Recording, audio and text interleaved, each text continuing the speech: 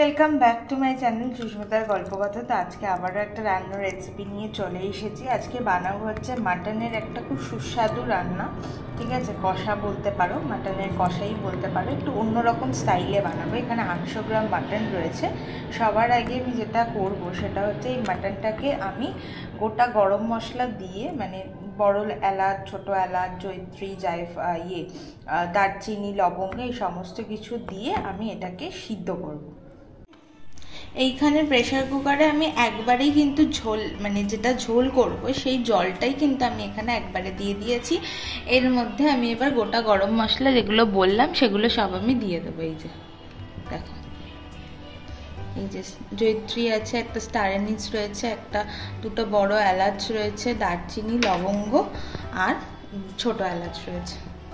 এটা আমি জলের মধ্যে দিয়ে দিলাম। দিয়ে এবার আমি মাটনগুলোকে দিয়ে দেবো। মোটামুটি 80% সেদ্ধ হবে মাটনটা, ঠিক আছে? মানে পুরো সিদ্ধ হবে না, 80% সেদ্ধ হবে, আর 20%টা বাকিটা রান্না করতে করতে হবে। এবার আমি দিয়ে দেবো সামান্য একটুখানি নুন। তোমরা জানো সিদ্ধ করতে গেলে একটু নুন দিতে হয়, সামান্য একটুখানি নুন দিয়ে দেবো। তার সাথে দেবো হচ্ছে কাশ্মীরি লঙ্কার গুঁড়ো।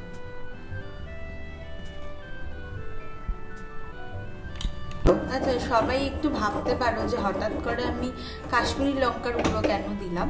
তার কারণ, মানে সাধারণত হলুদ গুঁড়ো দিই, নুন আর হলুদ দিয়ে সিদ্ধ করি, কিন্তু বিষয়টা হচ্ছে যে রগরগে যে ব্যাপারটা হয়েছে সেই কারণে আমি এখানে কাশ্মীরি লঙ্কার গুঁড়ো দিলাম, রান্নাতেও দেব। আর এটা কিন্তু রেওয়াজি খাসি রয়েছে, পুরো একদম চর্বিযুক্ত রেওয়াজি খাসি রয়েছে। এবার আমি এটাকে ঢাকনাটা বন্ধ করে দেবো।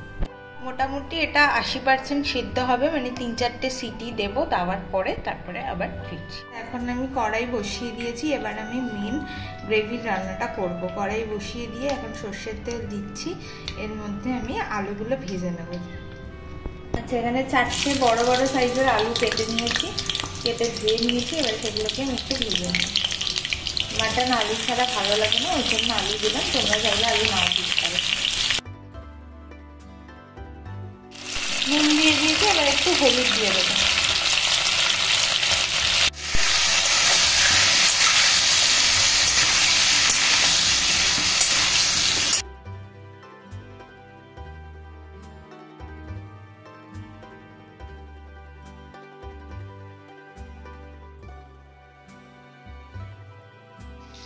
এখানে দুটো বড় বড় সাইজের পেঁয়াজ নিয়ে নিয়েছি, এটাকে আমি পেস্ট করব।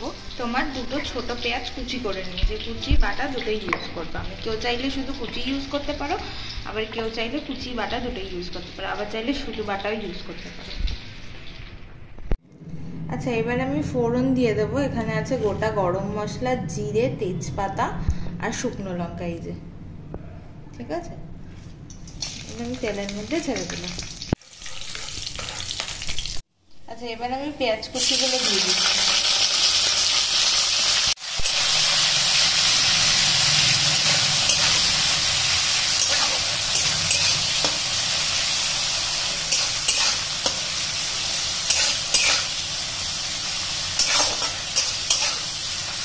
পেঁয়াজগুলোকে ভাজার পরে তারপরে একটু ভাজা হলে পরে তারপরে আমি পেঁয়াজ বাটাটা দেবো। এবার পেঁয়াজ বাটাটা দিয়ে দিচ্ছি। দেখতেই পাচ্ছ যে পেঁয়াজটা ভাজা হয়ে গেছে। এবার আমি পেঁয়াজ বাটাটা দিয়ে দিলাম।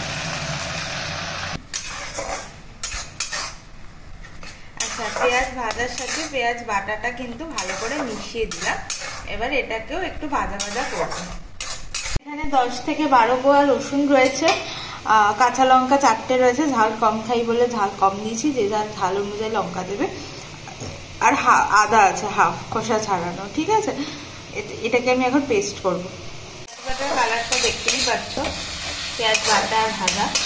এর মধ্যে আমি আদা, রসুন, কাঁচা লঙ্কাটা দিয়ে দেবো, বাটাটা।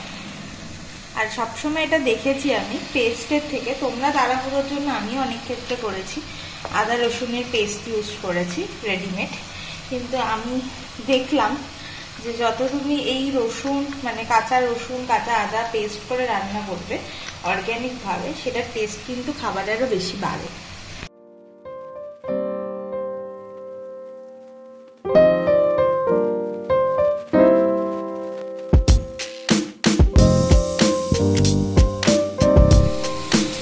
এবার আমি মাটনগুলো দিয়ে দেবো।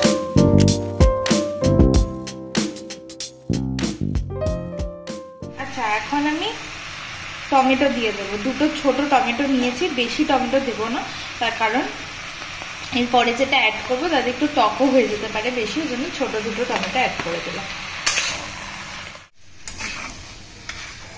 এটাকে এবার ভালো করে কষাতে হবে।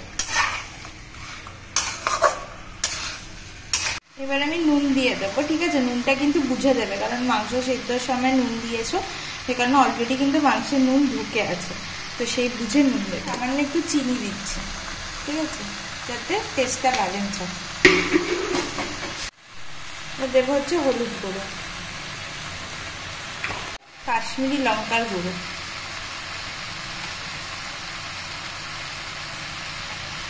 জিরে গুঁড়ো। আচ্ছা, অল্প করে কিন্তু এই যেটা সেদ্ধ হয়েছে মাংসটা, সেই জলটা দিয়ে কিন্তু মানে মাটনের স্টকটা দিয়েই কিন্তু আমি এবার মশলাটা কষাবো।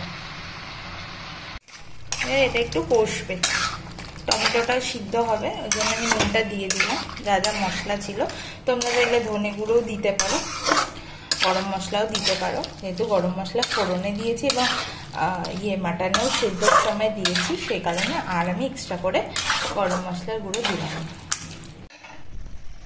আচ্ছা, কষানোর প্রসেসটা কিন্তু তোমাদেরকে অল্প অল্প করে স্টক দিয়ে কিন্তু কষাতে হবে, তাহলে কিন্তু কালারটা কিন্তু ভীষণ ভালো আসবে।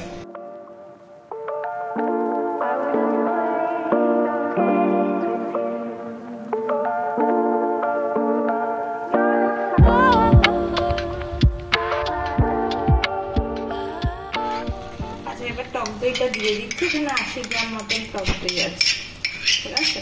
খুব বেশি টক দই দেবে না, যদি টমেটোটা কম দাও তাহলে টক দইটা একটু বেশি দিও, যদি ব্যালেন্স রাখতে চাও তাহলে দুটোই অল্প অল্প করে দিও। এবার টক দইটা দিয়ে ভালো করে এটাকে কষাতে হবে। দেখতেই পাচ্ছি খুব সুন্দর একটা রং এসছে।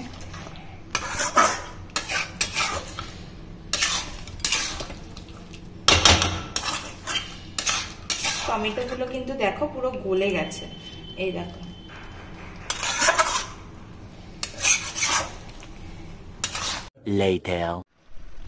এই যে দেখো কালারটা দেখতে পাচ্ছ, বেশ রগরগে একটা ব্যাপার আসছে। এরপরে আমি ভাজা আলুগুলো দিয়ে দেবো।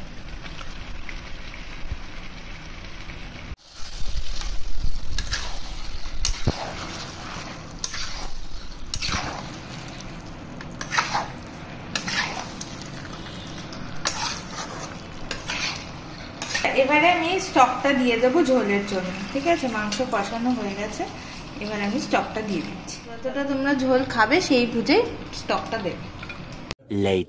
দেখো রান্না হয়েই এসছে প্রায়। এবার সামান্য একটুখানি ঘি দেবো, চাইলে দিতেও পারো নাও দিতে পারো, ঠিক আছে? এটা আমি আমার একটু ভালো লাগার জন্য দিই, যাতে একটু গন্ধটা ভালো আসে। ওই জন্য শাহি গরম মশলা একটু সামান্য দিচ্ছি, ঠিক আছে? তো সেন্টটার জন্য ব্যাস, এটাকে একটুখানি মিশিয়ে দিলে পরেই কিন্তু রান্না কমপ্লিট। মাংস পুরো সুসিদ্ধ হয়েছে, আশা করি তোমরা মাংস দেখে বুঝতেই পারছো। আজকে রান্না খুব সহজ প্রসেসে তোমাদেরকে দেখিয়েছি, তোমরাও চাইলে বাড়িতে বানাতে পারো, বানিয়ে অবশ্যই আমাকে জানিও কেমন হয়েছে। তো ভিডিওটা ভালো লাগলে জানো কী করবে, ভিডিওটা ভালো লাগলে লাইক করবে, কমেন্ট করবে, আর সাবস্ক্রাইব করে বেল আইকনটা প্রেস করবে, যাতে এরপরে ভিডিও নোটিফিকেশন পাও। তো চলো, সবাই ভালো থেকে সুস্থ থাকো।